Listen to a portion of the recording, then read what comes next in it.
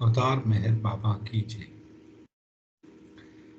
Beloved God, help us all to love you more and more and more and more and still yet more, till we become worthy of union with you.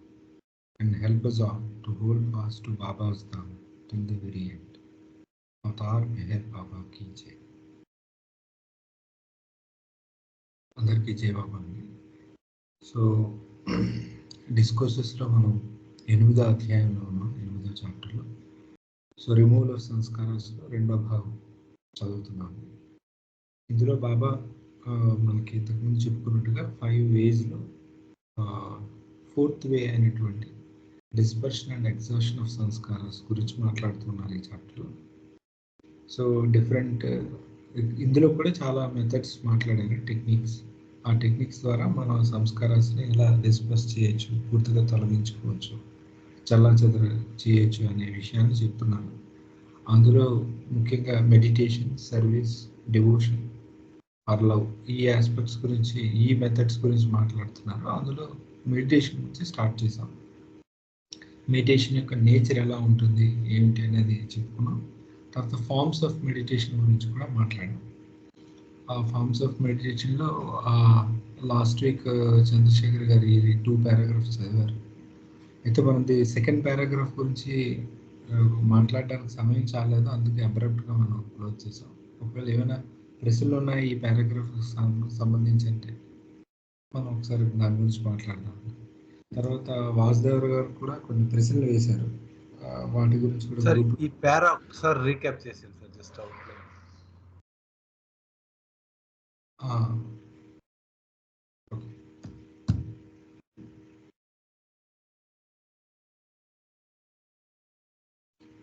అంటే ఒక్కొక్క నిమిషం చదివి చెప్తానండి సడన్గా.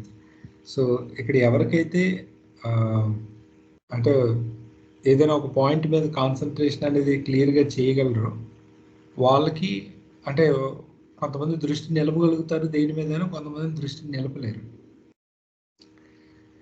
అయితే ఎవరైతే క్లియర్గా చేయగలుగుతారో, ఏదైనా ఒక దాని మీద దృష్టిని నిలపగలుగుతారో వాళ్ళు ఈ యొక్క టెక్నిక్ అనేది వాళ్ళకి సపోర్ట్గా ఉంటుంది అని చెప్తూ,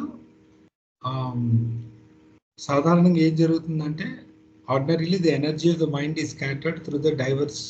ఇది మన general nature of the mind. మనం రకరకాల ఆలోచనలు వచ్చి మన ఎనర్జీ అంతా ఒక దాని మీద ఫోకస్డ్గా ఉండదు. అయితే ఈ మెడిటేషన్ వల్ల ఏమవుతుందంటే స్లోగా మనసును ఒక దగ్గర నిలపడం అనేది సాధ్యపడుతుంది ఈ ప్రాసెస్ వల్ల అని చెప్తూ ఉన్నారు. తర్వాత ఇదొక but it is a mechanical process and therefore lacks creative and blissful experiences, right. అయితే ఇది కొంచెం మెకానికల్గా చేయడం వల్ల మనకు ఆ బ్లిస్ఫుల్ ఎక్స్పీరియన్స్ అనేది ఉండదు. మెడిటేషన్ అనేది స్టార్టింగ్లో ముఖ్యంగా ఎవరి మనసు అయితే పలు విధాలుగా అటు ఇటు వెళ్ళిపోతుందో ఆ వెళ్ళిపోయిన మనసుని తీసుకొచ్చి ఒక దాని మీద నిలపడం అనేసరికి అది శ్రమతో కూడిందే, కాబట్టి ఎంజాయ్ చేయడం అనేది ఉండదు. అది ఒక మెకానికల్గా ఉండొచ్చు, రొటీన్గా కూడా ఉండొచ్చు. కానీ అది ప్రారంభ దశల్లోనే అలా ఉంటుంది. ఒకసారి ఆ స్థాయిని దాటిన తర్వాత ఇంకా అంతకన్నా హయ్యర్ ఫార్మ్స్ ఆఫ్ మెడిటేషన్స్ ఉంటాయి. అప్పుడు అవి చేసేటప్పుడు బహుశా వాళ్ళకి ఆ అనుభూతులు కలగచ్చు అని చెప్తున్నారు. సో ఇనీషియల్ స్టేజ్లో అయితే ఇది, అది దాని గురించి మాట్లాడాలి.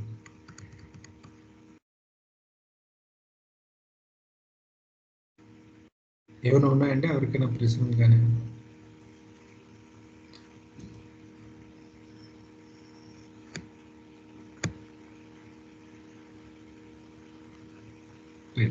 ఏమీ లేకపోతే మనం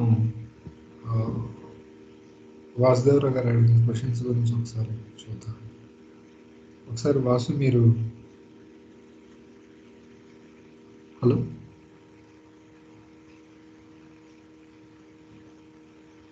జై బాబా, మీరు ఒకసారి ప్రశ్న అడుగుతారా?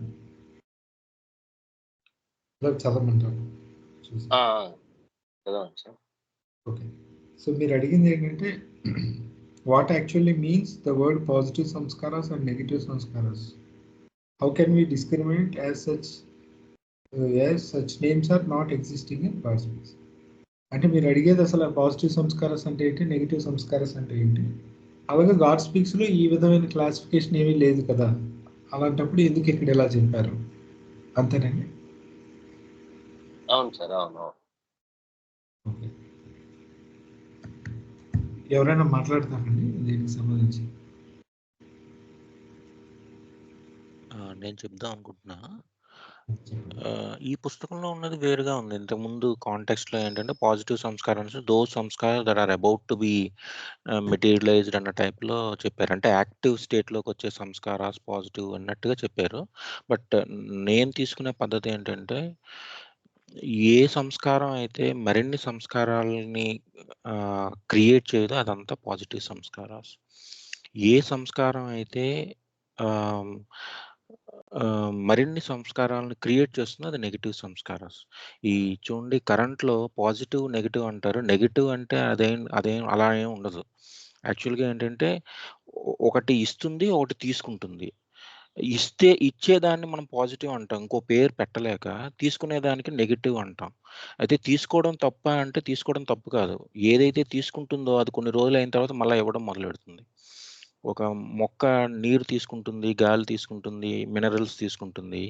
బట్ కొన్ని రోజులయిన తర్వాత అది వీటన్నిటికంటే విలువైనటువంటి ఒక ఫలాన్నిస్తుంది. కాబట్టి పాజిటివా, నెగెటివా అనేది ఆ యాక్షన్ బట్టి చెప్పలేం. ఫైనల్ రిజల్ట్ ఏదైతే ఉంటుందో దాన్ని బట్టి చెప్తాం. కాబట్టి ఏదైతే ఏ కోరికైతే మిగిలిన కోరికల్ని తగ్గిస్తుందో, లేపోతే మరిన్ని కోరికలని రాడానికి ఆపుతుందో, నిలుపుదల చేస్తుందో, ఏదైతే దేవుడికి దగ్గర చేస్తుందో అవన్నీ మనం పాజిటివ్‌గా చెప్పొచ్చు. ఆ సంస్కారాలన్నీ పాజిటివ్ సంస్కారాస్ అని చెప్పొచ్చు. ఏ ఏ సంస్కారాలైతే మరిన్ని సంస్కారాలకి అంటే మళ్ళా కిందకి తోసేస్తుందో, ఆ వలయంలోకి పడేసి మనల్ని దూరంగా జరిపేస్తుందో అవన్నీ నెగెటివ్ సంస్కారాస్ కింద చెప్పొచ్చు. అలా అంటే ఇది కూడా ఒక స్థాయిలోకెళ్తే మళ్ళా పడిపోతుంది. దీన్ని మనం ఎస్టాబ్లిష్ చేయలేం. ఎందుకంటే మీకు చెప్పాను కదా! ఏదైతే తీసుకుంటుందో అదే మళ్ళా తర్వాత కొంత టైంకి ఇస్తుంది కూడా. కాబట్టి నెగెటివే పాజిటివ్ కూడా అయ్యేటటువంటి ఆస్కారం ఉంది. అది నేను చెప్పదలుచుకుంది. అయితే ఇక్కడ కొంచెం నేమ్స్ చేంజ్ చేయాలనుకోండి. నెగెటివ్ అంటే ఇక్కడ బాబా వాడిన సెన్స్ అయితే పాజిటివ్ అంటే ఇక్కడ యాక్చువల్‌గా మనం ఈ కూరుకుపోయేదాన్ని సెన్స్‌లో వాడారు. నెగెటివ్ అంటే బయటపడే సెన్స్‌లో వాడారు. జస్ట్ నేమ్ స్వాప్ హ్మ్. చేసి.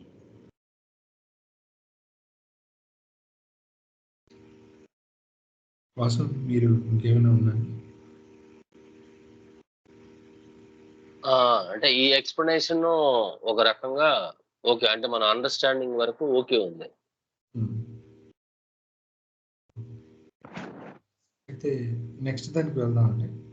గాడ్ స్పీక్స్‌లో యెస్. అయితే యెస్. లేదు. అది కరెక్టే. చెప్పండి. తర్వాత ఏమడిగారు? Ah, old samskaras disperse and exhaust అవుతాయన్నారు మెడిటేషన్‌లో. అది ఎలా సాధ్యం అవుతుంది? ఒక సంస్కారం ఉంది అంటే ఖచ్చితంగా మనం దాన్ని ఎక్స్‌పీరియన్స్ చేయాలి అన్నది బాబా చెప్పిన స్టేట్‌మెంట్ కదా! One అవును. samskara is there, there is no option for the soul, it has to be experienced. అంతే కదా! హ్యాస్ టు బి ఎక్స్‌పీరియన్స్‌డ్ అనేం లేదు. ముందు చాప్టర్‌లో కూడా మనకి అలా ఓల్డ్ సంస్కారాస్‌ని రిమూవ్ చేసే కొన్ని టెక్నిక్స్ చెప్పారు కదా! ఎక్స్‌పీరియన్స్‌లో రాకుండా కూడా కొన్ని పోతాయని చెప్పారు కదా! మనకి. ఇప్పుడు డిజైర్ పుట్టిన వెంటనే దాన్ని యాక్షన్‌లో పెట్టకపోయినా, అలాగే ఈ ప్రాయశ్చిత్తం చేసుకొని ఒకవేళ ఒక పాపకర్మ ఏదో చేసాం దానివల్ల మనకు తెలిసింది ఇది. అది యాక్చువల్‌గా రిజల్ట్ ఇవ్వాలి. బట్ మనం కొన్ని ప్రాయశ్చిత్త కర్మలు చేస్తే అది పోతుంది అని కూడా చెప్పారు. ముందు. అయితే ఈ మెడిటేషన్‌లో ఇవి డిస్పర్స్ అవుతాయని మాట చెప్పారు గానీ, ఎలా అవుతాయి అనేది ఇంకా వివరించలేదు. బహుశా ఈ చాప్టర్‌లో తర్వాత వస్తుందేమో. ఇంతవరకైతే దాని ఆన్సర్ లేదు. ఈ పాయింట్ అయితే మీరు అడిగింది ఉంది. ముందు పారాగ్రాఫ్స్‌లో ఉంది. ఓల్డ్ సంస్కారాస్ డిస్పర్స్ అవుతాయి, ఎగ్జాస్ట్ అవుతాయని. కానీ ఎలా అనేది లేదు. బహుశా ఎవరైనా నాకు ఎలా అనిపిస్తోందంటే మెడిటేషన్ అనేది ఆహ్, గుర్రాన్ని బయటికి వదిలేయడం కాదనమాట. అది వదిలేస్తే రకరకాల ప్రదేశాల్లో తిరిగి అక్కడ ఉన్నటువంటిని అంటించుకొని మళ్ళా వెనక్కొస్తుంది. ఈ మైండ్‌కి అలా సంకల్ప వికల్పాలుంటాయి గదా! దానికి ఒకటే ఇది నాకు నచ్చింది అనేది ఏమి ఉండదు. దానికి ఏం నచ్చుతుందంటే కొత్తదనం, నోవెల్టీ నచ్చుతుంది. ఇది మనల్ని దూరం చేస్తుంది. అంటే ఆహ్, ఒక స్థితిలో ఉండనివ్వదనమాట. ఎందుకంటే దానికి అన్ని స్థితులు ఒకసారి రుచి చూడాలని అనుకుంటుంది అజ్ఞానం వల్ల. కాబట్టి దాన్ని ఒక స్థితిలో ఉంచడం వల్ల ఏంటంటే చూడండి, ఒక జాడీలో ఉన్న విత్తనాలని చుట్టూ వెదజల్లితే ఆ మొక్కలు, చెట్లు అయిపోతాయి. కానీ జాడీలోనే ఉంచామనుకోండి, కొంత సమయానికి ఏంటంటే ఆ జెర్మినేషన్ పవర్ ఉండదనమాట. అదేంటంటే ఆటోమేటిక్‌గా అవి తగ్గిపోతాయి. కోరికలు మనం ఏంటంటే అనుభవిస్తే ఇంకా కోరికలు ఎక్కువవుతాయి. కొన్ని కోరికలను మనం అణుచుకుంటే ఆ కోరికలు రాలిపోతాయి. సో, మెడిటేషన్ వల్ల ఏమవుతుందంటే, మనం ఒక ఉదాత్తమైన దాని మీద మనసు పెట్టినప్పుడు మిగతావన్నీ చిన్నవైపోతాయి. ఇంతకుముందు చాలా ఇబ్బంది పెట్టేటటువంటి ఆలోచనలు ఇప్పుడు అసలు రానే రావు సహజంగా. So, that is what is dispersion or dissolve or ఇంకా అంటే నేచురల్‌గా అయిపోతాయన్నమాట. అది మెడిటేషన్‌లో సంభవిస్తుంది. అంటే మీరు చెప్పింది కొత్త సంస్కారాలు క్రియేట్ కావు. That's fine. బట్ పాత పాత సంస్కారాలు సంస్కారాలు కూడా కూడా దాని బలిమి తగ్గిపోతుంది. దానికేంటంటే మనం ఆ, అది పెరగడానికి కావాల్సిన వాతావరణం మనం ఇవ్వటం లేదు. మెడిటేషన్ అనేది దాన్ని నిరోధిస్తుంది కాబట్టి. ఓకే. ఓకే. ఆ సెన్స్ లో చూస్తే ఎండిపోతాయి. ఆ సంస్కారాల తాలూకా స్ట్రాంగ్‌నెస్ ఉండదు. కాబట్టి ఆటోమేటిక్‌గా వైప్ ఔట్ అయిపోతాయి అనొచ్చు. హ్మ్. అయి ఉండొచ్చు. ఎందుకంటే మనం అది ఆ సంస్కారం ఎక్స్‌ప్రెస్ అయ్యే టైంలో మన దృష్టిని తీసుకొచ్చి ఒక దాని మీద పెడుతున్నాం కదా ఫోర్స్‌ఫుల్‌గా. బహుశా అది రీజన్ ఆ! అయ్యుండొచ్చు. చంద్ర ఆ! ఆ! ఆ! యెస్. జై బాబా. అయితే నెక్స్ట్ దానికి వెళ్దామండి. గోపాలకృష్ణ గారు చదవాలి.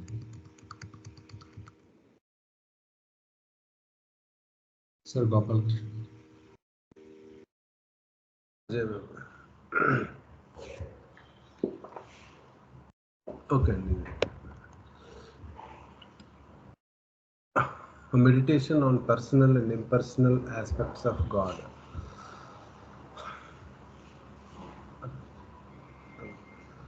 The more successful and deeper forms of meditation are preceded by deliberate and constructive thinking about the God, the beloved. అయితే ఇప్పుడు ఈ మెడిటేషన్ దాని గురించి చెప్తూ ఉన్నారు కదండి. అసలు ఎప్పుడు ఈ మెడిటేషన్ ఫలప్రదంగా ఉంటుంది, ఫ్రూట్ఫుల్గా ఉంటుంది అని అంటే మనం చేస్తున్నటువంటి మెడిటేషన్లో కన్స్ట్రక్టివ్ థింకింగ్ అనమాట.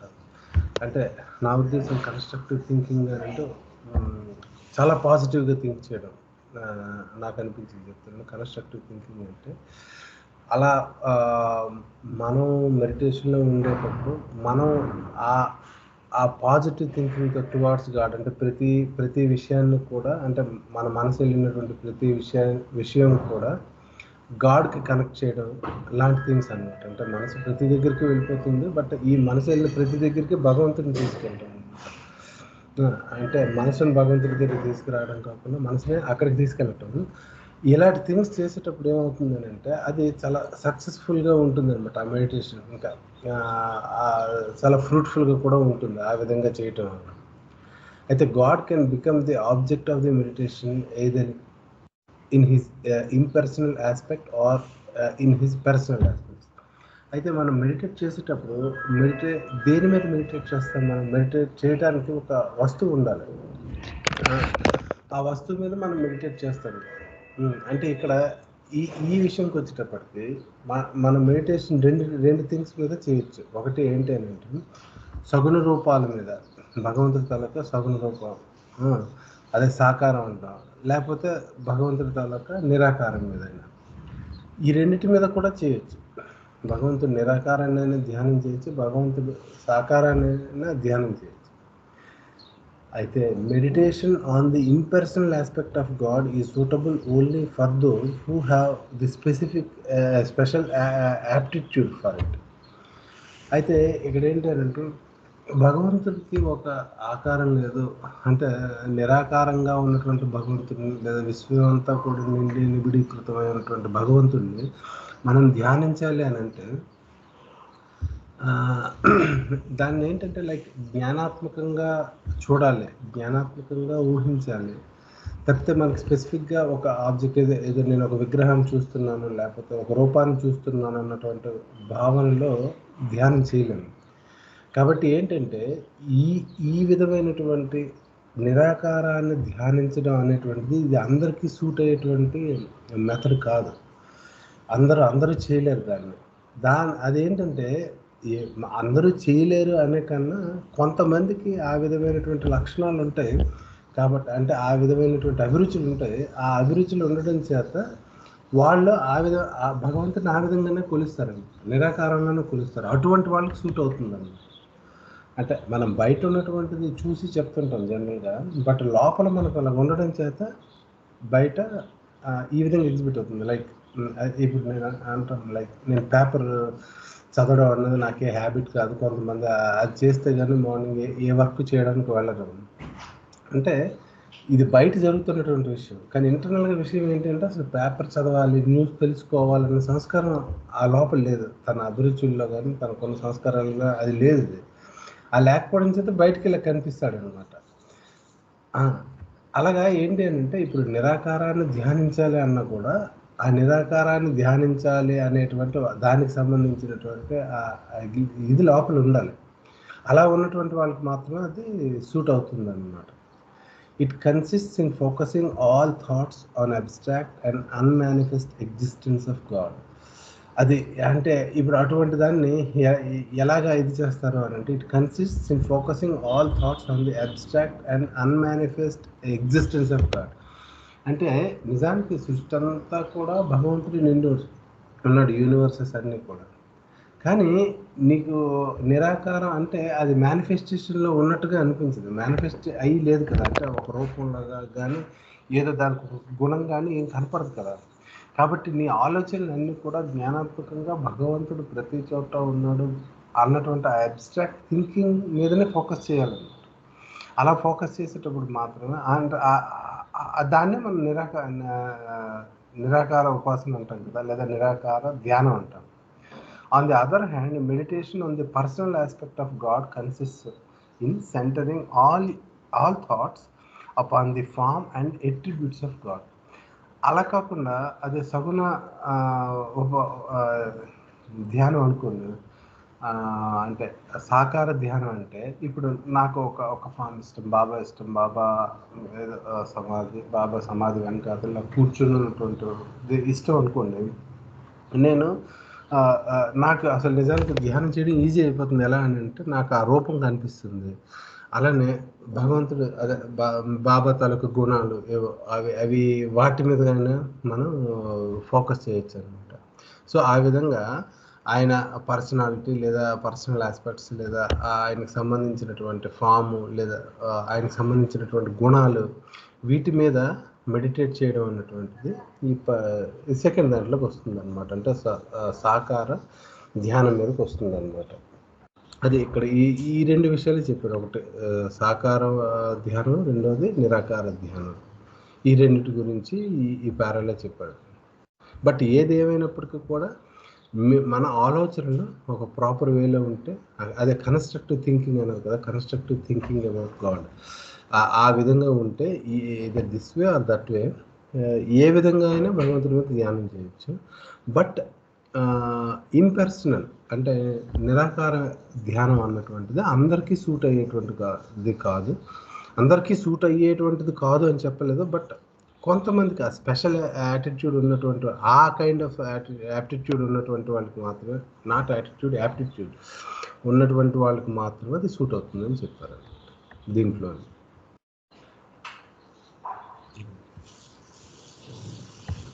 జై బాబా. ఈ నిరాకార రూపం అంటే ఏమి చూడకుండా ఏమి మైండ్లో పెట్టుకోకుండా అండి? అవునండి. నిరాకార అంటే దాని అర్థం నాకు అనిపించింది ఏంటంటే ఆకారం లేనిది కదండి. ఆకారం లేనిది అంటే ఒక అంటే భగవంతుడు సాకారుడుగా వచ్చినప్పటికీ కూడా మనం ఒక రూపాన్ని చూస్తున్నామంటే దాన్ని పరిమితంగా చూస్తున్నట్టు కదా. ఇప్పుడు పరిమితంగా ఈ రూపంలో కాదు, భగవంతుడు ప్రతి చోట ఉన్నాడన్న భావనలో ఉన్నాడు అనుకోండి. ఇప్పుడు చెట్టును చూశాడు, చెట్టు లోపల చెట్టు కనిపించింది, చెట్టును కూడా భగవంతుడిగా చూస్తున్నాడు. ఇంకేదో కనిపించింది, దాన్ని కూడా భగవంతుడిగా చూస్తున్నాడు. అంటే దాని అర్థం ఏంటంటే ఒక ఆకారానికి లేదా దీనికే భగవంతుడు పరిమితమై ఉన్నాడు అన్న భావనలో కాకుండా భగవంతుడు ప్రతి దాంట్లోనే ఉన్నాడు, అసలు ప్రతిదీ భగవంతుడే అని ప్రతి దాంట్లో కూడా చూడగలగడం అనమాట. అది అక్కడ రూపం లేకపోవడాన్ని ధ్యానించడం అని అంటే దాని అర్థం జస్ట్ లైక్ దిస్. ఒక వ్యక్తికి ఒక స్పెసిఫిక్ నేమ్ ఉన్నదనుకోండి, రామ లేదా కృష్ణ అని, ఆ నేమ్ పెట్టి పిలిస్తేనే ఆయన పలుకుతాడు. అలా కాకుండా ఒక వ్యక్తికి కొన్ని కోట్ల నామాలు ఉన్నాయనుకోండి, ఇప్పుడు ఎవరైనా అడిగారు అనుకోండి అతనికి పేరు ఉందంటే నిజంగా పేరు లేదనే చెప్పాలన్నమాట. ఎందుకంటే ఏ పేరైనా ఆయనకు సంబంధించిందే, ఏ పేరైనా ఆయనదే. కాబట్టి ఆ సెన్స్లో ఆయనకి పేరు లేదు. ఇప్పుడు ఇక్కడ ఏంటంటే భగవంతుడు అన్ని ఆకారాలు ఆయనవే, ప్రతిదీ అతనే. అంటే అన్ని ఆకారాలు అతను తీసుకుంటున్నాడు కాబట్టి ఆయనకి ఏ ఆకారం లేదని చెప్పొచ్చు. అంటే ఈ ఆకారానికి పరిమితమై ఉన్నాడు అని లేదు ఎక్కడ. కాబట్టి ప్రతి దాంట్లోనే అంటే ఇక్కడ మళ్ళీ మనం చూడాల్సింది ఏంటంటే అన్నిట్లోనే ఉన్నాడు, అంతటా ఉన్నాడు. ఈ సృష్టి అంతా ఉన్నాడు, సృష్టిలో ఉన్న ప్రతి దాంట్లోనే ఉన్నాడు కదా. ఆ సెన్స్లో అది చూడడం ఏమవుతుందంటే జ్ఞానాత్మకంగా చూడడం అనమాట. అంటే అక్కడ ఆకారాన్ని లేకపోవడాన్ని ధ్యానించడం అంటే నాకు అనిపించిన మీనింగ్ అది. ఇప్పుడు అన్ని ఆకారాలు అన్నదాన్ని నిరాకారం కూడా అనొచ్చా సార్? అంటే అన్నిట్లో ఉన్నదాన్ని కూడా దేంట్లో లేడు అంటే అని కూడా అనొచ్చా సార్? ఇది అంటే నిరాకార దేనికి లేడు అంటే దేనికి బద్ధుడై లేడని కదా. స్పెసిఫిక్గా ఒక ఫామ్ తీసుకున్నాడు అని అంటే ఈ ఫామ్లోనే ఉన్నాడు అన్న భావనలో చూస్తారు జనరల్గా. ప్రతి దాంట్లోనే గారు సార్ సాధారణంగా ధ్యాన పద్ధతుల గురించి చెప్తున్నారు కదా, అందులో నిరాకారాన్ని ధ్యానించడం అంటే ఈ శ్వాస మీద ధ్యాస, లేకపోతే బిందువు, ఓకే, ఓంకార బిందు సంయుక్తం అంటారు కదా, ఏదో ఒక ఎర్రని డాట్ మీద దృష్టి పెట్టడం. అది దానికి రూపం ఉండదు, ముక్కు, కాళ్ళు, చెవులు అలాంటి ధ్యానం కాదనమాట. అంటే ఒక రూపం మీద ఉండదు. ఇలాంటి పద్ధతి ఆల్రెడీ ఉంది, ఎస్టాబ్లిష్డ్ వేస్ అనమాట. కానీ అప్పుడు దాంట్లో భగవంతుడి గురించి థింక్ చేయడం ఆ రూపంలో భగవంతుడు ఉన్నాడని అనుకుంటాడు. ఓకే, కాంతి రూపంలో మరి అదే ఉన్నాడు, అంటున్నాడు, కాంతి రూపంలో ఉన్నాడు, శబ్ద రూపంలో ఉన్నాడు, అంటే ఈ విధంగా అన్ని రూపాల్లోనే ఉన్నట్టే కదా. అంటే కొంతమందికి ఏంటంటే ఈ రూపాలతో అంటే విగ్రహాల మీద ధ్యానం చేయడం కంటే, ఓకే, లేకపోతే ఒక ఫోటో ఫ్రేమ్ మీద ధ్యానం చేయడం కంటే దీని మీద ఇష్టం ఉంటుంది వాళ్ళ తాలూకా. అంటే ఒక్కొక్కరికి ఒక్కొక్క యాటిట్యూడ్ ఉంటుంది కదా, వాళ్ళ మనస్సు ఏంటంటే అలాంటి వాటి మీద పెట్టినప్పుడు అది కుదురుతుంది. ఇప్పుడు చూడండి, కళ్ళు మూసుకొని ఓన్లీ సముద్ర కెరటాలను గురించి ఆలోచించామనుకోండి, ఎక్కువ సముద్ర కెరటాల దగ్గర ఉన్నవాడికి మొత్తం ఓవరాల్ ఫీలింగ్ వస్తుందన్నమాట. ఎప్పుడు అసలు సముద్రమే చూడనటువంటి వ్యక్తికి సముద్ర కెరటాల మీద ధ్యానం చెయ్యి అని అన్నారనుకోండి, చాలా కష్టం అవుతుంది. అలా కొంతమంది ఏంటంటే నిరాకారాన్ని ఈజీగా పట్టుకొని వాళ్ళు ధ్యానం చేస్తారు. అందులో ఉదాహరణలు ఏంటంటే ఒక బిందువు, లేకపోతే బురకటి మధ్యలో ఏంటంటే ఒక వెలుగు వెలుగుతున్నట్టు చూస్తారు, ఒక దీపశిఖ కదలకుండా ఉన్నట్టు చూస్తుంటారు. అది కదులుతూ కదులుతూ కదులుతూ అలా ఉండిపోతుంది. అది ఎప్పుడైతే ఆగిపోతుందో ఇక్కడ కూడా వీడి మనస్సు కూడా ఆగిపోతుంది అనమాట. అలాంటి కొన్ని పద్ధతులు ఉన్నాయంటే ఎస్టాబ్లిష్డ్ టెక్నిక్స్. అంటే మీరు అన్నట్టు ఆ బిందువు, రూపం, జ్యోతి అంటే మరి వాటికి ఆకారం ఉన్నట్టే కదా. బిందువుకి ఒక ఆకారం ఉంది, జ్యోతికి ఒక ఆకారం ఉంది. అప్పుడు ఆకారం మీద పెట్టేట్టు కదా. ఇక్కడ మోరోవర్ ఇక్కడ అది చెప్పలేదు కదండి, భగవంతుణ్ణి ఒక రూపం లేని అవ్యక్తమైన అస్తిత్వం మీద అన్నారు కదా.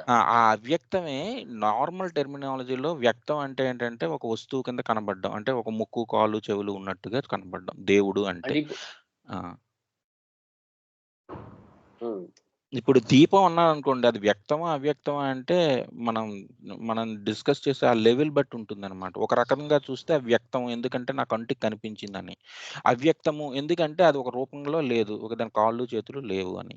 కొంతమందికి ఏంటంటే దీపశిఖ అవ్యక్త రూపంగానే చూపిస్తుంది. ఇప్పుడు శివలింగం ఉందనుకోండి, అరూప రూపి అంటారు, దానికి రూపం ఉంది, రూపం లేదు కూడా. రూపం లేదని ఎందుకు చెప్తున్నాం అంటే దానికి ఒక ముఖంలా లేదు, మిగతా దేవుళ్ళలాగా దాని కాళ్ళు, చెవులు, ముక్కు లేదు. అంతవరకే మనం తీసుకోవాలి. ఈ పారాగ్రాఫ్ లో అది చెప్పట్లేదండి. భగవంతుడు తాలూకా అవ్యక్తమైన అస్తిత్వం గురించి మాట్లాడుతున్నారు అంటే ఇప్పుడు సాకారము, నిరాకారం అనేప్పుడు భగవంతుడిని సాకార రూపంలో చూడటం. ఇప్పుడు తను చెప్పినట్టుగా రాముడా, కృష్ణుడా, మేర్బావా, లైక్ దాట్. నిరాకారం అంటే అక్కడ కూడా ఆయన భగవంతుడినే ఫోకస్ చేస్తున్నాడు. There is no form. ఆయన చెట్టు అవ్వచ్చు, పుట్టవచ్చు, జ్యోతి అవ్వచ్చు, whatever it may be. అక్కడ దాన్ని జ్యోతిగా చూడట్లేదు అతను, భగవంతుడిగానే చూస్తున్నాడు. జ్యోతి అనేది జ్యోతి అనేది ఒక ఉదాహరణ. నిరాకారము, ఆకారము అన్న దగ్గర డెఫినిషన్ ఎలా ఇచ్చి ఉంటారు?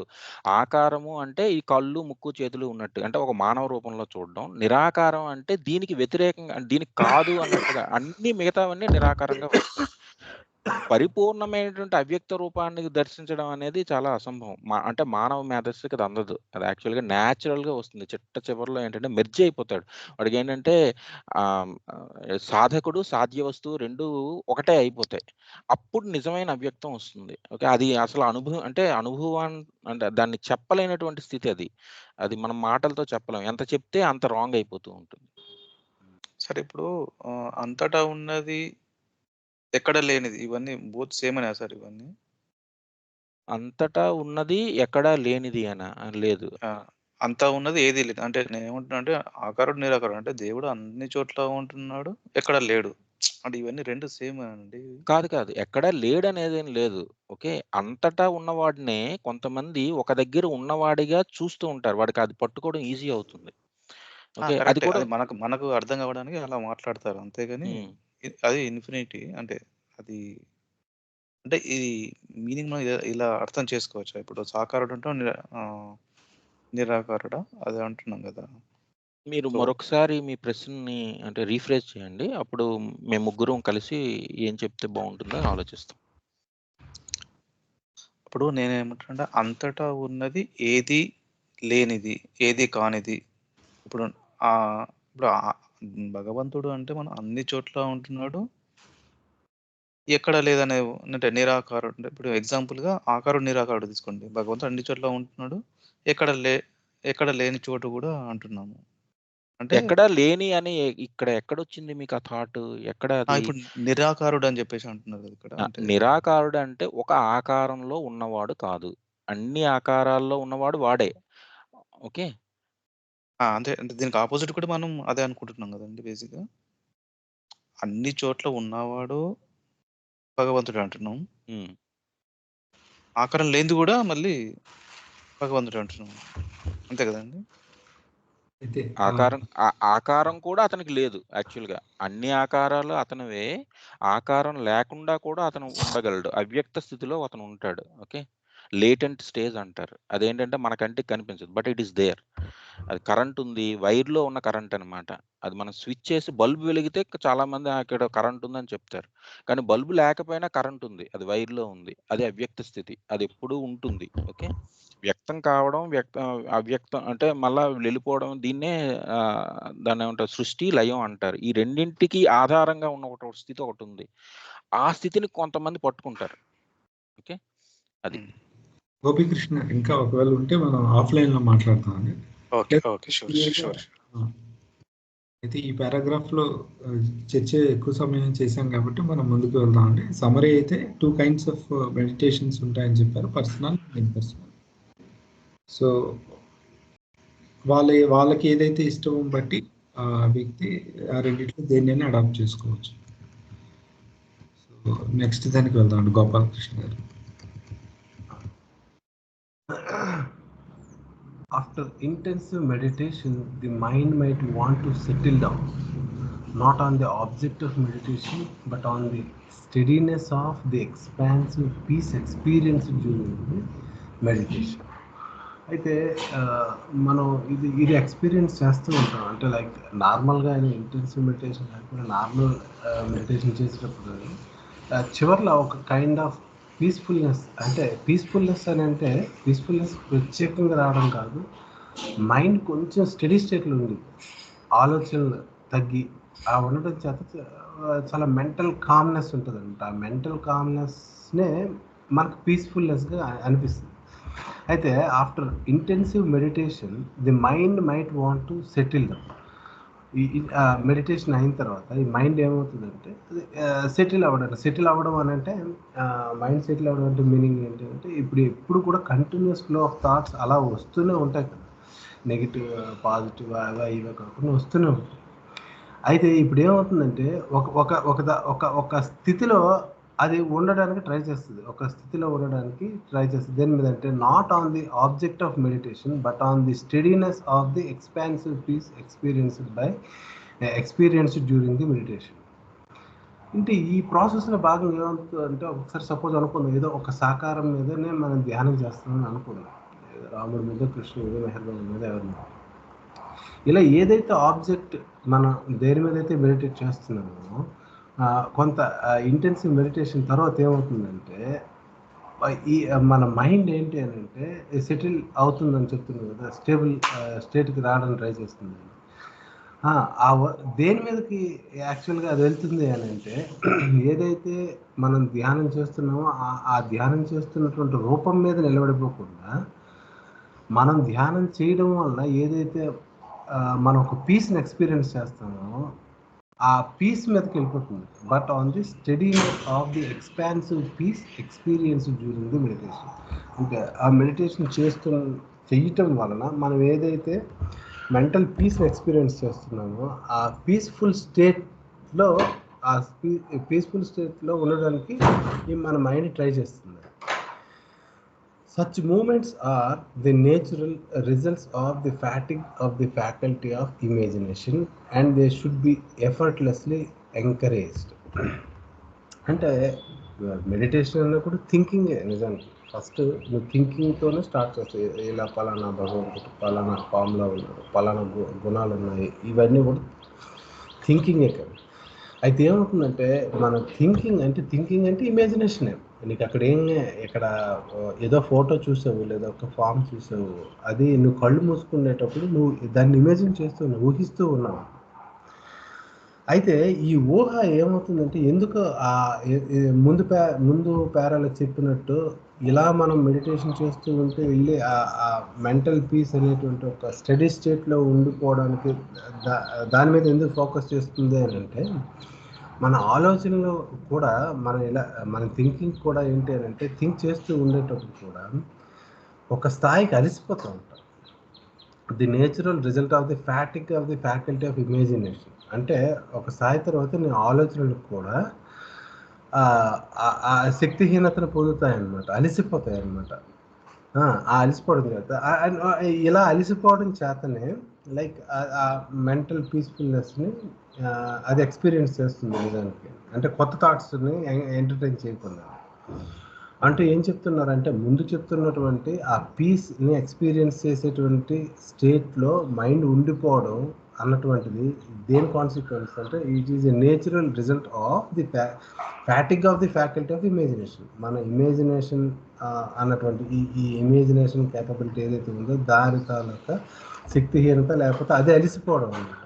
అయితే అలాంటి థింగ్స్ని అంటే ఆ మనసు అలిసిపోయేటువంటి విధానాన్ని లేకపోతే మనసు అలిసిపోవడాన్ని should be effortlessly encouraged.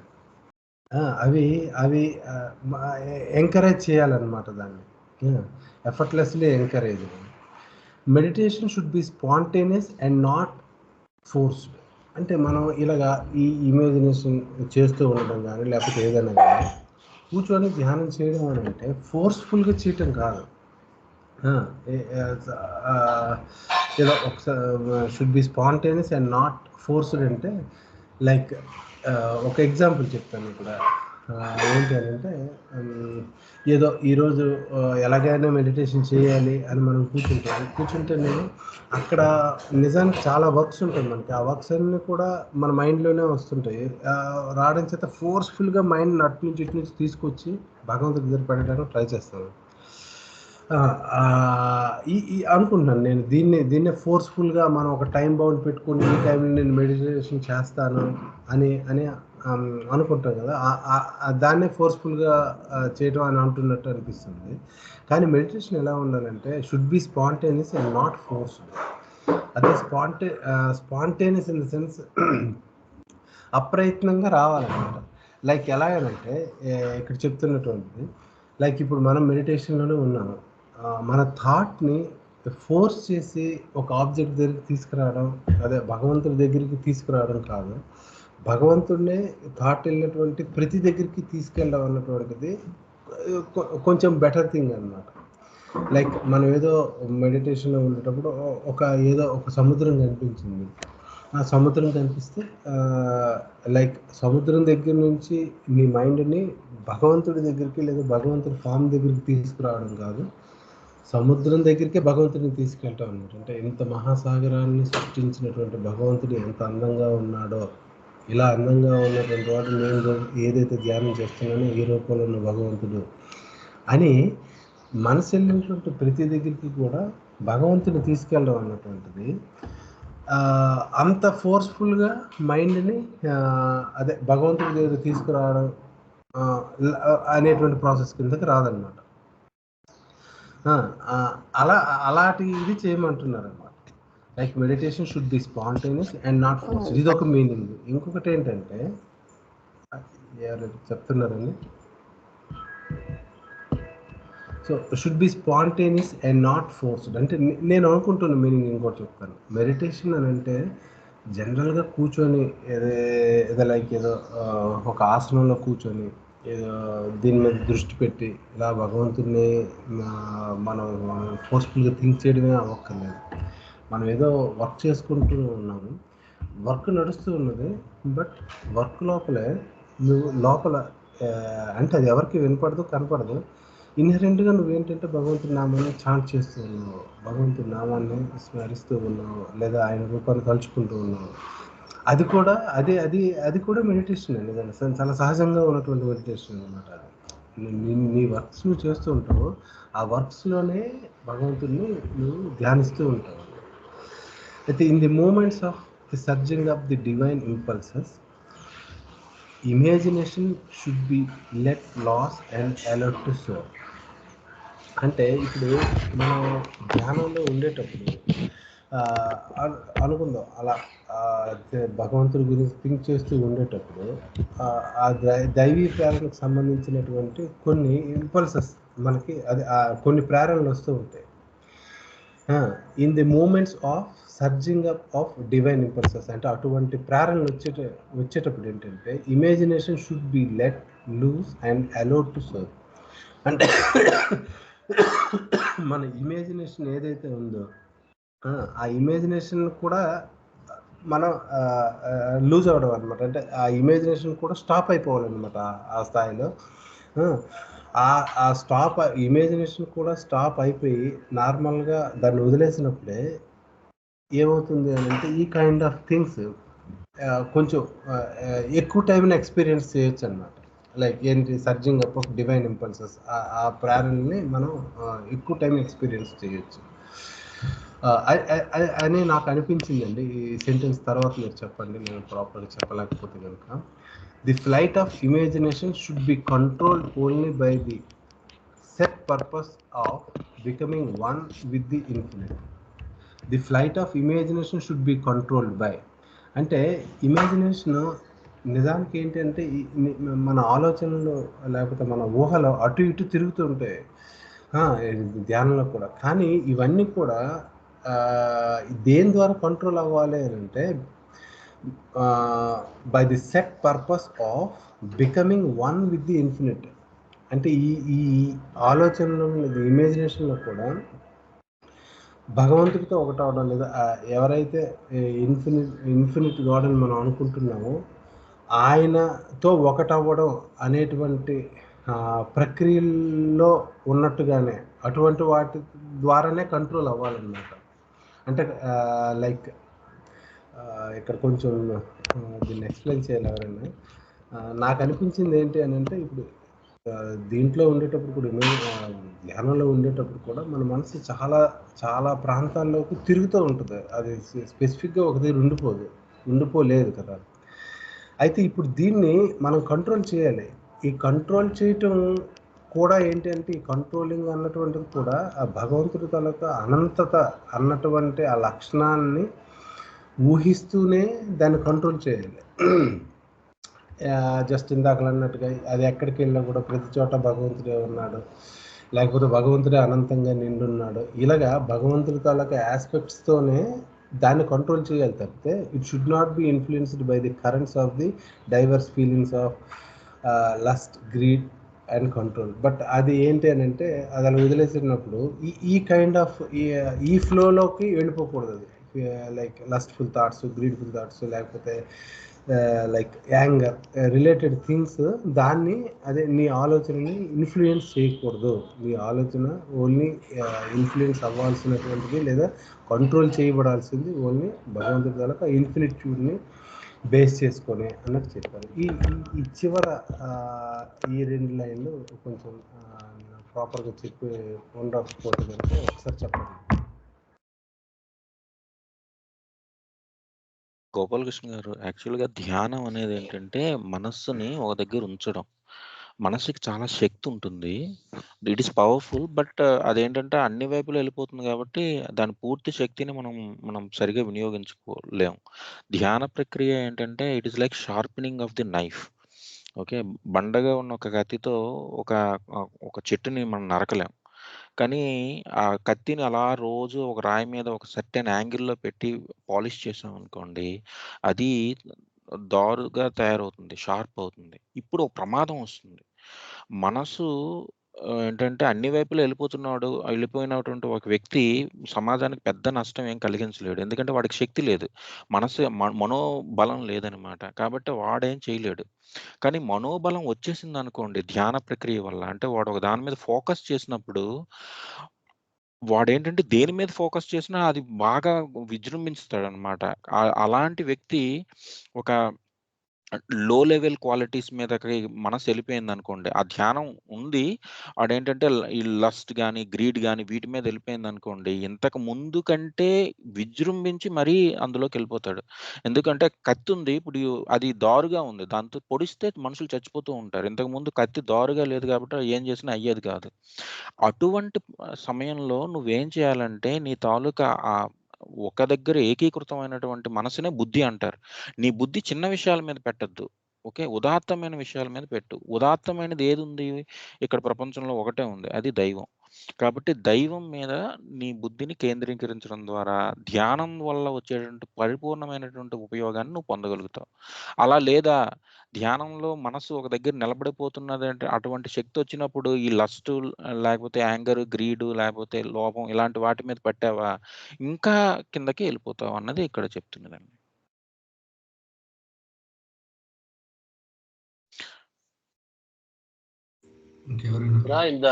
In the moments of surging of the divine impulses అని చెప్పావు చూడు కృష్ణ, అంటే ఆ దైవీ ప్రాణంలో సర్జింగ్ అంటే ఏంటి? దానికి ప్లాన్ ఏమి ఉండదు, సడన్ గా వచ్చి పడిపోతాయి మీద, జస్ట్ లైక్ సర్జ్ అనమాట. సో ఆ డివైన్ ఇంపల్సెస్ అంటే ఏంటి? With in the less time నీ మీద హై ఫోర్స్ వర్కౌట్ అవుతుంది. దాన్ని మనం ఇంపల్స్ అంటాం కదా. సో ఇది డివైన్ ఇంపల్స్, దైవానికి సంబంధించినటువంటి ఆ ఇంపల్స్ మన మీద వచ్చినప్పుడు ఆ క్షణంలో అక్కడ ఏం చెప్తున్నారు? Imagination should be let loose. ఏదైతే ఊహను నువ్వు అంతవరకు మెయింటైన్ చేసేవో ఇట్ షుడ్ బి లూజ్. అంటే అది ఆటోమేటిక్ గా జరుగుతుంది కదా. షుడ్ బి లూజ్ ఏమంది? ఆటోమేటిక్ గా అది ఆగిపోతుంది కదా. అండ్ అలో టు సోర్, ఇంకా దానికి లిమిట్ లేదు, అది ఎక్కడికో ఎగురుకుంటూ పోతుంది. అలో టు సోర్ అంటే అదే కదా. అక్కడ షుడ్ బి లెట్ లూజ్ అనే వాడటం దేనికి? ఆ టైంలో ఇమేజినేషన్ ఉండదు కదా సర్జ్ వచ్చినప్పుడు. In the moments of you don't surging control of the divine impulse, imagination should be let loose and allowed to soar. You should not control those things forcefully. Okay అని అర్థం అక్కడ. అంటే ఆ divine impulse వచ్చినప్పుడు నీ నీ నీ తాలూకా మనస్సు దేని మీద కేంద్రీకృతం చేస్తున్నావో దాని మీదకి వెళ్ళడానికి అది ఉద్యుక్తం అవుతుంది. అప్పుడు నువ్వు దాన్ని ఆపద్దు. ఓకే, అది let it soar and experience. అయితే ఇక్కడ ఏంటంటే ఆ నెక్స్ట్ సెంటెన్స్లో అలా అయ్యేటప్పుడు జస్ట్ ఎన్ష్యూర్ దట్ ఎందుకు కూర్చున్నావో ధ్యానంలో అది మాత్రం నువ్వు మర్చిపోకు. ఓకే, నువ్వు ఎందుకు కూర్చున్నావు అంటే దేవుణ్ణి పట్టుకోవడానికి. నీ ఆలోచనలు ఒక సరళిలో ఒక ఒక ఒక క్రమంలో వెళ్ళడం ఇప్పుడు మొదలయ్యింది. ఓకే, ఆ వెళ్ళడంలో ఉండేటటువంటి ఆ మార్గంలో నువ్వేంటంటే ఆ ఫోర్స్ని ఆపద్దు. But just ensure that way is towards God. Okay, leading towards God అనేది నువ్వు చెయ్యు అని. ఎందుకంటే సాధారణంగా ఏమవుతుందంటే ఇక్కడ చెప్పరు కానీ అతీంద్రియ శక్తులు అవన్నీ వస్తాయి ధ్యానంలోని లేకపోతే తపస్సులోని. అప్పుడు ఏంటంటే మనిషి ఆ చిన్న చిన్న వాటికి పడిపోతాడు. ఓకే, వాడు కోరుకునేది అయిపోవడం, లేకపోతే దూరంగా ఉన్నదాన్ని చూడగలగడం, ఇలాంటివన్నీ వస్తుంటాయి అన్నమాట. అకల్ట్ పవర్స్ అంటారు. అవన్నీ ధ్యాన ప్రక్రియలో మొదటి దీంట్లో వచ్చేస్తాయి. కాబట్టి వాటికి మళ్ళా అంటుకోకు. ఇవన్నీ వస్తాయి. కానీ దీనికంటే విలువైనది ఇంకోటుంది. దాన్ని నువ్వెప్పుడూ పట్టుకుంటూ ఉండు. అప్పుడు నువ్వు దాన్నేమంటారంటే నువ్వు అనుకున్న దాన్ని సాధించినట్టు అని.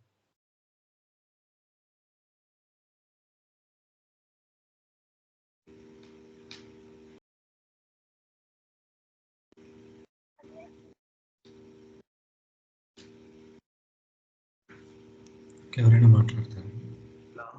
లాస్ట్ 2 లైన్లు కొంచెం ఇంకా ఎక్స్ప్లెయిన్ చేయలేమని జయబాబు సార్. ప్రాపర్గా అనిపిస్తుంది.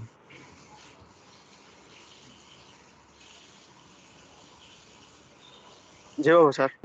చెప్పండి. చెప్పండి సార్, అంటే ఇప్పుడు జ్ఞానం గురించి చెప్తూ ఉన్నారు కదా, అంటే అవతార పురుషుడు ఎప్పుడు కూడా ఏ సందర్భంలో కూడాను ఈ ప్రత్యేకంగా ఆయన నామము ఆయన రూపమే అని చెప్పారు కదండి. అంటే ఏదో సందర్భంలో జ్ఞానం గురించి అంటే ఎక్కువగా చెప్పడం అనేది అది బాబా మెసేజ్ లో జ్ఞానం అంటే అవతార పురుషుడు నామం తప్ప రూపం తప్ప ఇంకోటి లేదు అని చెప్తున్నారు కదండి. అంటే ఇంకే ప్రక్రియ కూడా దాని తర్వాత అంటున్నారు కదా. అంటే దీనికి ఇంపార్టెన్స్ బాబా సబ్జెక్ట్ ప్రకారంగా ఇవ్వడానికి లేదు కదా అని అంటున్నాను. అవునవును. అదేనండి. అంటే ఇక్కడ అంటే as a theory there are so many ways. Okay. రకరకాల మార్గాలున్నాయి. ఈ మార్గం కూడా ఉంది. కానీ అతను బోధించే మార్గం అందరికీ తెలిసిందే, అది ప్రేమ మార్గం. అందులో ఏంటంటే ఆ దారి నుంచి పడిపోవడం అనేది చాలా తక్కువ. ఓకే. దారి తప్పిపోవడం అనేది చాలా తక్కువ. దెబ్బలు తగలడం అనేది చాలా తక్కువ. సో, ఎంత ఈజీగా ఏది నీకిస్తే నువ్వు ఉద్ధరింపబడతావో ఈ కాలానికి సరిపడినట్టుగా అంటే నామాన్ని జపించడం, సత్కర్మలు చేయడం, సేవ చేయడం. ఇవి నువ్వు చేసావనుకో ధ్యానంలోనో లేపోతే జ్ఞాన మార్గంలో వచ్చేటటువంటి ఫలితమే అక్కడ కూడా వస్తుంది.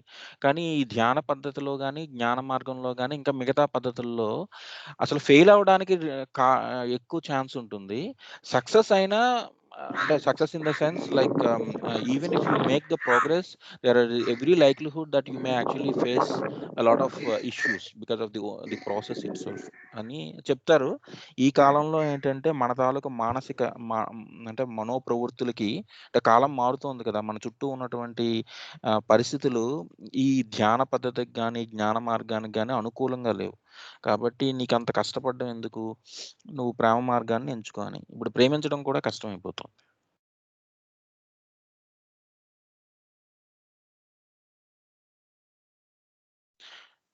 ఓకే.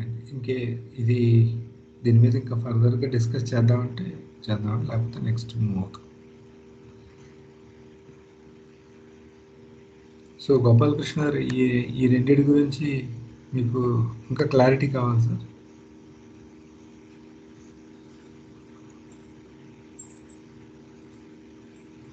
అవునండి. అంటే ఇదే ఈ చివరిది కాదు, మెడిటేషన్ షుడ్ బి అది కాదు. అయితే ఇది in the moments of the surging up of divine impulses, imagination should be let loose and allowed to soar. ఆఫ్లైన్లో మాట్లాడదాం. సరే, ఓకే. వాసు గారు మీరే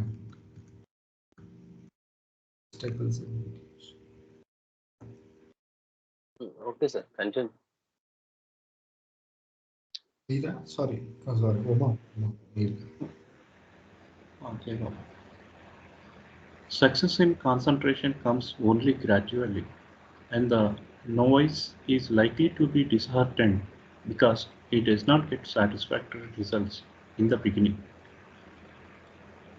అంటే ఈ ధ్యానాన్ని ఎవరైతే ప్రారంభంలో మొదలుపెట్టారో వాళ్ళకి ఈ ఆశించినటువంటి ఫలితం వెంటనే రాదు. కానీ success in concentration comes only gradually. ఈ కాన్సన్ట్రేషన్ అనేది ఎలా వస్తుంది అంటే క్రమక్రమంగా అది చేసుకుంటూ వెళ్తే అది వస్తుంది. అంటే సక్సెస్ అనేది ఆ ధ్యానం మీద సిద్ధి లేకపోతే ఆ ధ్యానం మీద ఏకాగ్రత అనేది ఎట్ ఏ టైమ్గా రాదు. కానీ అది మొదట్లో ఎవరైతే ఈ ధ్యానాన్ని నిర్వర్తిస్తున్నారో వాళ్ళు కొంత నిరుత్సాహానికి లోనవ్వచ్చు. ఎందుకంటే వాళ్ళు అనుకున్నటువంటి రిజల్ట్స్ రాలేదని వాళ్ళు నిరుత్సాహపడవచ్చు అని అంటున్నారు. Often the disappointment that he experiences is in itself a serious obstacle to beginning the meditation of the day and to persist in it. అంటే అతడు he experience is it self A serious abstract. ఇది అతనికి ఏమవుతుందంటే ఇదే ఆ ధ్యానాన్ని ఆచరించడానికి అది అతనికి చాలా ఆటంకంగా ఎదురవుతుంది. అదే ఆయన ఇంకా నిరుత్సాహానికి గురి చేయడానికి దారి తీస్తుంది. Other obstacles like idleness and ill health also may be difficult to overcome, but they can be gotten over by having fixed and regular hours for meditation and steady practice. అంటే ఈ అబ్స్టాకిల్స్ అనేవి ఎలా ఉంటాయి అని చెప్తున్నారు ఇక్కడ. ఆయనకి obstacles ఏవైతే ఆయన ఫీల్ అవుతున్నాడో ఆ ఎదురు చేస్తున్నటువంటి అబ్స్టాకిల్ ఏంటి అని అంటే ఐడియల్నెస్, అంటే ఆ పని మీద ఇంట్రెస్ట్ లేకపోవడం, అంటే అది లేజినెస్ కావచ్చు. తర్వాత ఇల్ హెల్త్, ఆయన ఆరోగ్యం సహకరించకపోవటం. ఇటువంటి ఈ ఆటంకాలు కూడా వీటన్నిటిని అతను అధిగమిస్తే కానీ అతనికి ధ్యానం ఏకాగ్రత అనేది రాదు. It may be difficult to overcome. వాటిని ఓవర్కమ్ చేయడం చాలా కష్టంగా ఫీల్ అవ్వచ్చు. But they can be gotten over by having fixed and regular hours of meditation and study practice. కాబట్టి వాటిని అధిగమించడానికి ఏమిటి అని అంటే దానికి ఖచ్చితమైనటువంటి ఒక సమయాన్ని పెట్టుకొని ఆ సమయంలో కాన్స్టెంట్గా ప్రాక్టీస్ చేయటం వల్ల వీటిని మనం ఓవర్కమ్ చేయవచ్చు అని చెప్తున్నారు. During early morning or at sunset, quiet conditions of nature is particularly helpful for meditation, but it may also be undertaken at any other suitable time. అంటే ఈ ఉదయాన్నే during early morning or A sunset, early morning అంటే ఉదయాన్నే కానీ లేకపోతే సూర్యాస్తమయ సమయంలో కానీ ఈ ధ్యానానికి చాలా సహాయకరంగా ఉంటుంది. But it also be undertaken at any other suitables. ఇదే సమయం కాకుండా అంటే వాళ్ళు కన్వీనియంట్గా ఉన్నటువంటి సమయాన్ని, ఏదైతే నిర్దిష్టమైనటువంటి సమయాన్ని తీసుకుని దాన్ని ఆ సరైనటువంటి ధ్యానాన్ని చేపట్టవచ్చు. ఓవరాల్గా నాకు ఇక్కడ అర్థమైంది ఏంటంటే మొదట్లో ఎవరైతే ఈ ధ్యానాన్ని నిర్వర్తిస్తున్నారో వాళ్ళు వెంటనే ఆ కాన్సన్ట్రేషన్, ఏకాగ్రత అనేది రాదు వాళ్ళకి. దానివల్ల వాళ్ళు నిరుత్సాహపడుతూ ఉంటారు. ఈ నిరుత్సాహమే వాళ్ళకి ఆటంకంగా మారి ఆ ధ్యానంలోకి పోవటానికి ఇంకా ఇబ్బందికరంగా వాళ్ళు ఫీల్ అవుతూ ఉంటారు. అయితే ఈ ఆటంకం ఆ నిరుత్సాహమే కాకుండా కొన్ని అంటే అతని యొక్క లేజినెస్ కావచ్చు, లేకపోతే కొంత అనారోగ్య సమస్యలు కావచ్చు, ఇవి కూడా ధ్యానానికి ఆటంకంగా పరిగణిస్తాయి. కాబట్టి ఇలాంటి ధ్యానాన్ని మనం పొందాలి అని అంటే ఒక రెగ్యులర్ టైంలో దాన్ని ప్రాక్టీస్ చేయటం వల్ల, అంటే రెగ్యులర్గా దాన్ని ఒక సమయంలో ఒక పర్టికులర్ టైంలో ఒక ప్రాక్టీస్ చేయటం వల్ల దాన్ని మనం సాధించవచ్చు అని చెప్తున్నారు. ఆ సూటబుల్ టైం ఏంటి, ఏ టైంలో చేయాలి అనేది కూడా ఇక్కడ చెప్పారు. అది ఉదయం ప్రాతకాలమే కానీ లేకపోతే సూర్యాస్తమయ సమయంలో కానీ దానికి సరైనటువంటి సమయం. అదే కాకుండా వాళ్ళ కన్వీనియన్స్ను బట్టి ఒక నిర్దిష్టమైనటువంటి సమయాన్ని ఎంచుకొని ధ్యానం చేస్తే ఆ ధ్యానంలో అతను ఆ ఏకాగ్రతను పొందవచ్చు అన్నది చెప్తున్నారు. జై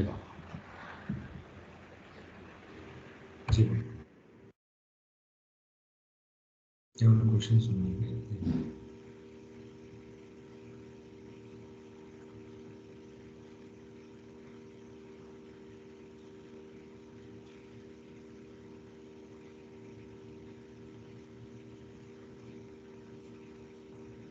ఫస్ట్ లైన్ లో జనరల్ గా ఇనీషియల్ స్టేజ్ లో సాటిస్ఫాక్టరీ రిజల్ట్స్ రావు అనేది చెప్తున్నారు. అదే ఆటంకం అవుతుందని చెప్పేటప్పుడు అది ఒక జనరలైజ్డ్ స్టేట్మెంట్ కింద ఎందుకు చెప్పాల్సి వచ్చింది? ఇనీషియల్ గా అందరికీ అది అప్లికబుల్ కాకపోవచ్చు కదా. ఇనీషియల్ గా కొంతమందికి ఇనీషియల్ గా కూడా బాగానే ఉండొచ్చు.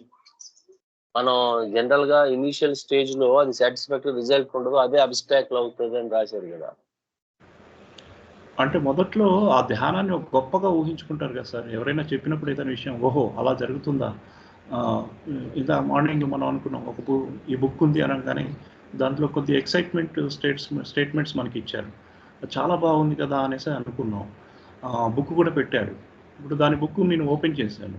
ఓపెన్ చేసి చదవటానికి వెళ్తుంటే ఆ ఎక్సైట్మెంట్, వాడు చెప్పినటువంటి ఎక్సైట్మెంట్ నాకు రాలేదనుకోండి, వెంటనే నేను ఇంకా అలాంటి రావట్లేదు కదా అని ఒక 2-3 పేరాస్ చదివేసి ఆ పుస్తకం పక్కన పెట్టేస్తాను. అంటే ఆ చెప్పేటప్పుడు ఉన్నటువంటి ఉత్సాహకత ప్రారంభించినప్పుడు ఉండకపోవచ్చు. అది కాబట్టి దానివల్ల అతను నిరుత్సాహపడతాడు. అది ఇక్కడ చెప్తున్నారు. అందుకే ఏదైనా వర్క్ స్టార్ట్ చేసినప్పుడు ఆ ఎక్సైట్మెంట్ కొద్దిసేపే ఉంటుంది. తర్వాత అతను అందులో ఉన్నటువంటి కష్టాన్ని, నిష్ఠూరాలని, ఆ కష్ట నష్టాలని అనుభవించేటప్పుడు అవి ఆటంకంగా పరిగణించవచ్చు అని నేను అనుకుంటున్నాను. అందుకు ఆ మాట చెప్పాను.